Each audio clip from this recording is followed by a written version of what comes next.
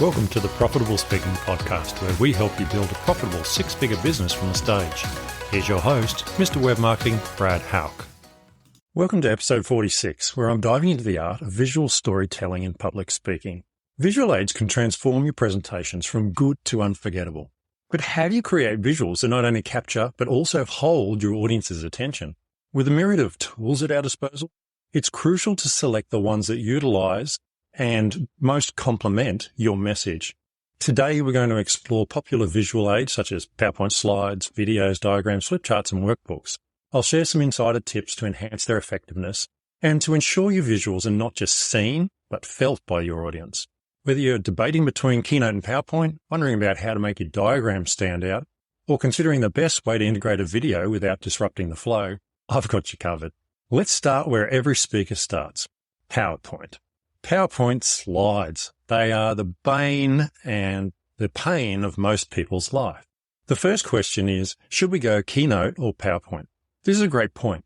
Some people like Keynote because it's available on Mac, and a lot of speakers do use Macs. Also, we have PowerPoint, which is cross-platform.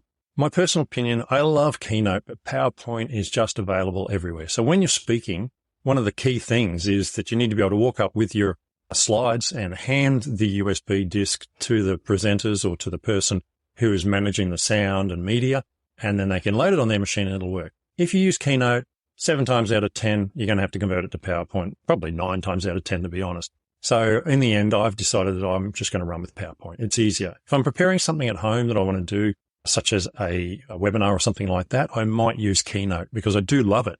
But in the end, PowerPoint's got even better these days. And there's lots and lots of things that we can do to make it better. For example, the layouts that are now available. We have available in PowerPoint. You can load in a basic slide and put your picture on there, and then the AI comes on and actually suggests different layouts. And some of them are really good, and I use that tool. I let it choose a layout. When you're working with your layouts, try and keep them reasonably simple. And remember to use your brand colors. That's really important. Another thing I notice is people often don't have their logo or name on the slides, so that you're not reinforcing your brand when you're going through your presentation. Remember, there's little things also that you probably should add in, such as having a holding slide at the start. So if you're doing a presentation, sometimes your presentation might be sitting up there before you get up to speak. So having a branding slide with the title of today's speech, it doesn't go astray because it actually reinforces what you're going to talk about. Now, that doesn't happen, obviously, at big conferences, but if you're doing small presentations at, say, a business networking event or something like that, I always like to use a holding slide. And the other thing is I like to have an end slide. And the end slide's very similar. It has some contact details or a short link to something that people can download. That way, if at the end, which is very common in some rooms, they have a question and answer session, your slide gets left up there with your details on it, and people can use the QR code or whatever is on there. So when you're working with your layouts, keep it simple, keep it branded, and make sure that it's nice and clear for the people who are reading them. In my case, I see slides as reminders. They're built-in cues for what I'm doing. So I might just have a couple of words on there rather than full sentences. Because I've practiced my speech, all I need is this gentle reminder. Sometimes it might not even have a word on there. It might just be a picture, and the picture is enough to actually switch my brain over to what I'm supposed to be talking about. Slides aren't meant to be there to convey piles of information. That's not what speakers do. That's what presenters do. Speakers know their information. They build their stories in. They're just there to cue you on what you've got to come up with next in case you have a brain freeze. When you're using photos in presentations, make sure they're high res and that they look good in full screen. A lot of people will pull a picture from the web, and then when you enlarge it to room size, like sometimes you have those massive screens behind you when you're up on stage, the quality of the photo is terrible. There is no excuse for that these days, unless you're using a retro photo to show, oh, here's what it was like back then and here's what it is now. In that case, okay, you're not going to get the really high res. That said, there is plenty of tools available using AI now that will take an older photo and actually upscale it like really nicely to 4K. When you're using photos, I always recommend you use your own personal photos. If you're telling your stories and you're talking about your topic, why wouldn't you be using your photos? For example, I talk about firefighting. I talk about being a leader on the fire ground. Why wouldn't I be using some of the unique photos that I've taken that no one else can take or that no one else will ever see because they were taken on a fire ground where the general public and the media and anyone else cannot go. So look at them, go through your photos, pick out some really nice ones. If you like, put a set together and get a few friends to look at them and go, oh, this one's really catchy. That one's not really my thing. And get some feedback. It doesn't hurt to get feedback. The last thing I'd mention about photos is remember that copyright is a real thing. In fact, it's a really real thing these days. Okay. It can cost you $10,000 an image if someone takes exception to you using their photo. And it doesn't matter if the photo was got from a free, anyone can use it sort of place. If you're going to use a photo, buy it. Go to Shutterstock or one of the premier photo suppliers and buy that photo. So many of the websites that provide free to use photos actually have stolen photos on them. And what you find is someone stole the photo from someone else and has put it up there saying, I give permission to use it. Then the copyright owner comes back and says, no, that's my photo. What a lot of people don't realize is you are still at fault and you can be sued for using that photo and you will lose in a court of law generally. So use your own personal photos or buy something from Shutterstock or one of the quality providers. When you're using text on your slides, I see people using too much text. You want to use very little text, but the text you use should be really readable. It should be in a very clear font. And please don't use Comic Sans. I don't know how many times I've said this to people. Comic Sans was made for primary schools. You, unless you're talking to primary schools, should not be touching it. It is a horrible font. Even teachers hate it. It's just don't go there. If you're going to use video, remember video and PowerPoint and other presentation tools is not reliable. It will often glitch. So you need to make sure you test and test again. You need to make sure the video is fully embedded in the slide, but also make sure you include it in the folder that you give someone with your PowerPoint presentation. In case it fails, you can relink it. If it's not in the folder, it generally will fail. Okay. Every time I've ever had a presentation with video in it and I have not triple checked myself, got up there, press the button and it freezes. And of course, then it's embarrassing because, oh, look, the video's playing up again. No, it shouldn't. You're a professional speaker. If you're going to use video, be careful. It's probably the best word I'd say. Make sure you check the resolution. Again, you're going to blow it up to big screen. If it's a piece of 720p footage, it's going to look horrible at big screen. And lastly, keep it under 60 seconds. Unless you absolutely have to make it longer, like it might be a story or something. People just don't have the attention span. We all know that from watching TikTok and YouTube shorts. Remember, PowerPoint slides, less about reading and more about illustrating your point or your story. So moving on from PowerPoint, let's look at video. We've talked a little bit about embedding video in your actual PowerPoint presentation, but here's some other thoughts. Sometimes people will play a separate video, but it interrupts the flow because you've got to switch between PowerPoint to video and back to PowerPoint again. And then you have all these different computer screens showing on the screen. So you need to decide how you're going to use it, but using it separately is not the way to go. It just causes problems with your presentation.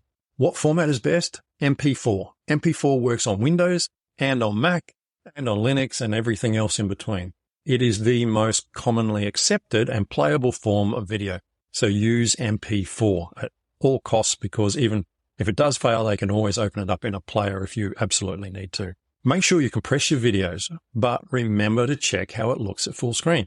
You can compress a video down to really tiny, but it also compresses the size of the video. So then when you expand it out, it's all pixelated. So make sure that when you're doing that you compress it down at the size you need. So 4K for full screen is the recommended. 108p is going to be pretty good, but stick to 4K if you can get away with it. But get a professional and do it. It's amazing what someone who actually knows how to use Premiere Pro or one of those programs can do when it comes to compressing video. I thought I was reasonably good at compressing video because I've been doing it so long. There's plenty of people online that can compress that video for you. But a 2 gigabyte video, completely unacceptable. Too big. You got to get it down. When you're using video, make sure you add nice cuts and titles so that it's not just a chunk of video. Make it look nice at least. Remember, a good video can change the tone of a room. Consequently, a bad video can also change the tone of a room. So make sure that you choose your video wisely. If you're going to build your talk off a video, make sure you get a pro to shoot it for you. And I would recommend you don't use it anywhere but on stage. It shouldn't be on your YouTube channel. You want this to be unique because it's part of your presentation. Let's have a look at diagrams. One of the best ways to use diagrams is actually to draw them yourself. And that's quite difficult if you're like me and can only draw stick people.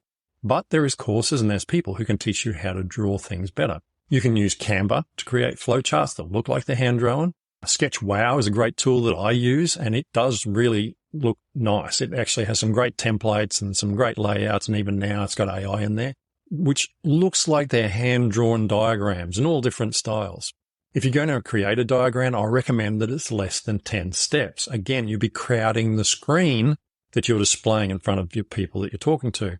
If you've got 10 steps and you want to add more steps in, then create sub-diagrams, okay? Switch off. Jump to this diagram, come back to the main one. Jump off, come back to the main one. Don't crowd the page. Use simple titling, but talk out the details. So don't try and fit all the words on there, as always. Remember, you want your audience to be listening and not copying down. So this way they can just copy the basic diagram and then write their bullet points as they're listening to you. You give them the diagram in a diagram. You can give them the diagram in a download, or you can include it in a workbook. You can put a blank copy in the workbook and people could fill it in while you're talking. Another idea is to get a professional to do the diagrams for you.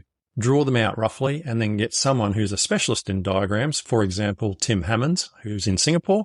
He's a fantastic speaker who does diagrams of people's speeches and information.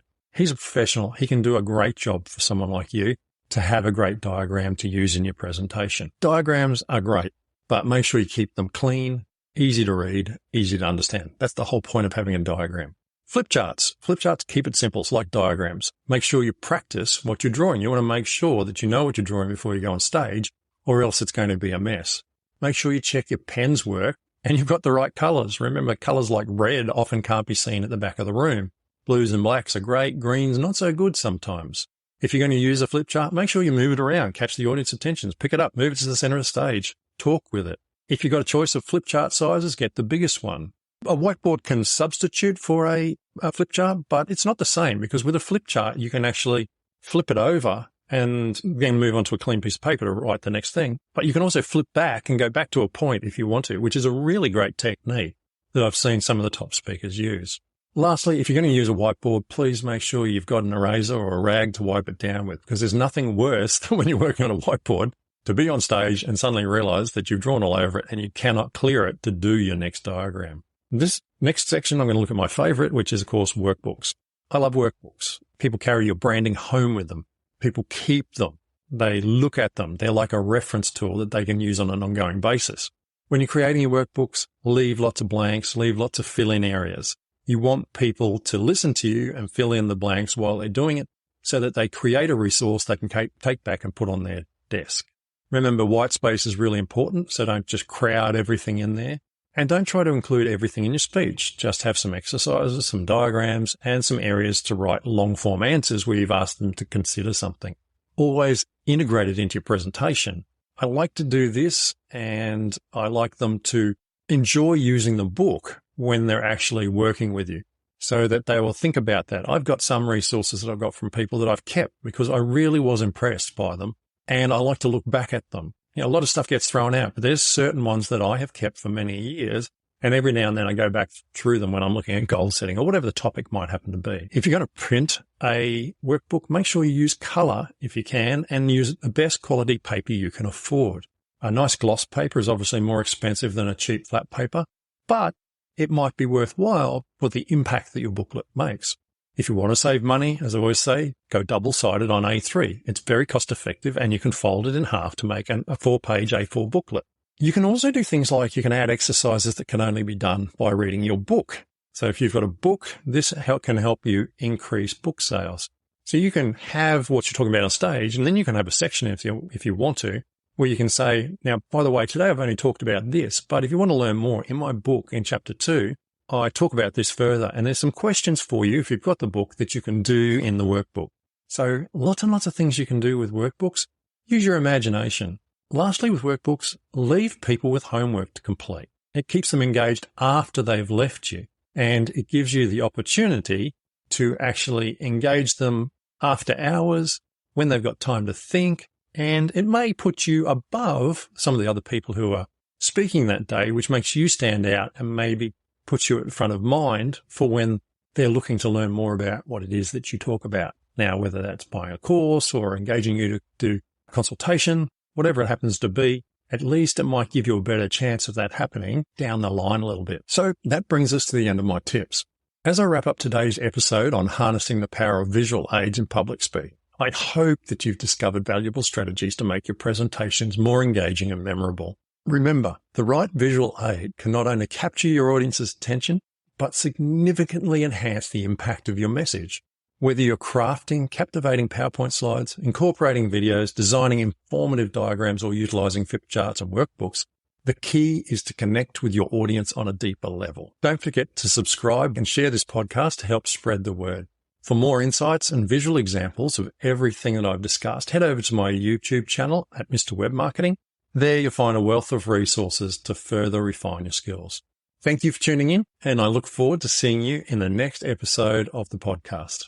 Thanks for listening to the Profitable Speaking Podcast. If you've enjoyed today's podcast, please help a friend and share it with them. Until next time, we hope you have a fun and profitable week.